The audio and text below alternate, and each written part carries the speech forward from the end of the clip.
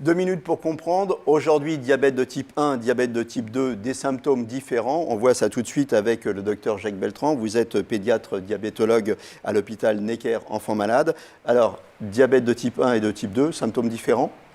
Alors, dans le diabète, il existe 4 types de symptômes qui sont communs au type 1 et au type 2.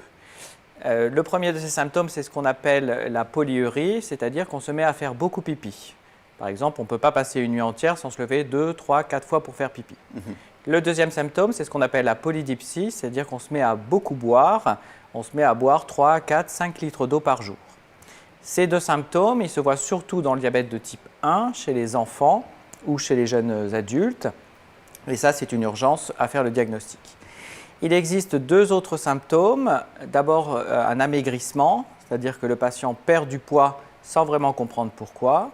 Associé à un autre symptôme qu'on appelle la polyphagie, c'est-à-dire que le patient se met à avoir tout le temps faim et malgré ça perd du poids. Ces symptômes-là, ils sont communs au type 1 et au type 2, mais on les voit plus souvent dans le type 2. Ils apparaissent souvent très progressivement et ils doivent alerter le patient sur le fait qu'il est probablement en train de développer un diabète. Qu'est-ce qu'il y a de différent entre eux?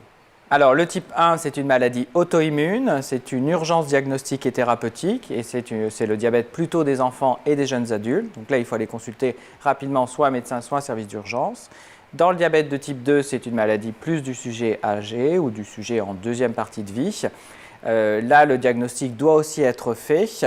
Mais là, souvent, le traitement se met en place de façon progressive et en premier, en général, on essaye d'améliorer l'hygiène de vie du patient en l'encourageant, en stabilisant ou en perdant du poids, améliorer son alimentation ou faire du sport. Voilà, donc vous en savez plus sur la différence entre type 1 et type 2 et les différents symptômes. Soyez vigilants.